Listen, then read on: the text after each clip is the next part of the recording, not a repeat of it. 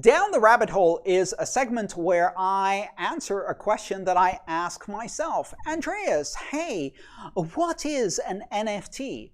I'd like to tell you that NFT means naming failure total, because the term NFT is one of those things that is very difficult to explain and very poorly named.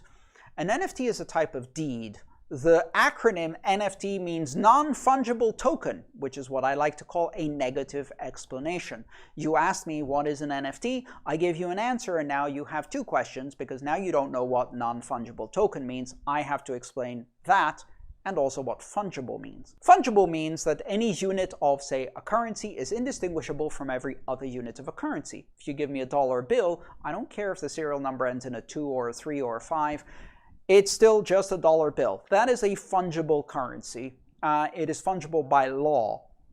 If, however, I give you the title and registration of my current vehicle, then you will say, hey, can I use this to claim ownership to any vehicle? No. You can only claim ownership to the Toyota Corolla that I'm currently driving. The specific one with this registration number, that is a deed. It's a title of ownership. It is non-fungible because it does not represent any possible variation of that type of item.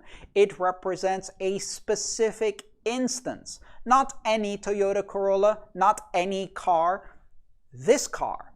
And so that is what a non-fungible token is. It is a token that represents a unique item. Now, it can be a physical item, for example, a house, a boat, a car, or it can be an intangible item, for example, a picture, or the intellectual property of my logo, or something else. And that may have some degree of recognition by some authority or none at all. For a digital item, you can prove ownership with a blockchain, and the digital item itself may give you some kind of special privileges.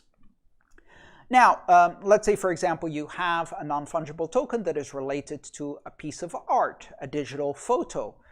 Can someone copy the photo? Of course they can, just like they can photocopy a signed copy of my book. But it's still not the original signed copy of my book that I signed. They can't copy the non-fungible token that proves that it was issued by me, for example, and therefore that's what they own.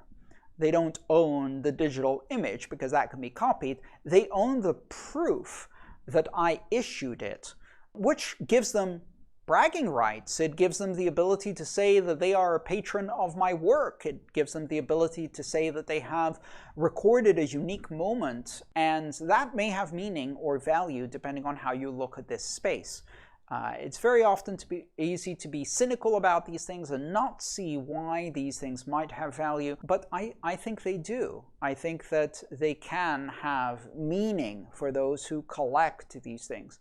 Ultimately, that's what they are, collectibles, but they're programmable collectibles that have special features.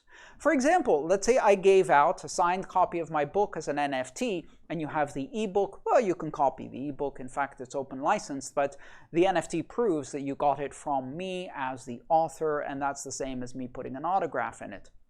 But it doesn't end there. I could make it so that presenting ownership of that NFT, for example, with a digital signature from the same key that owns the NFT, you could gain access to the secret, super duper exclusive, members only area on my website where you could ask me questions. I wouldn't do that, but that's something you could do with an NFT. So you can use it as an access token.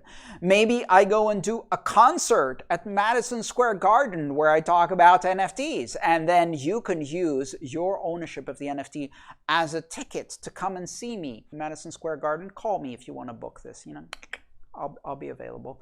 And then you could also use it to do something in the real world. For example, if I represented the title and registration of my Toyota Corolla with an NFT, maybe the NFT could sign a message that starts that car. So effectively, it's also the key. It opens the door and allows you to drive away. So if I transfer ownership of the NFT to you, you can now use that as a digital key to start the car and drive away. So ownership and control over the asset becomes one and the same.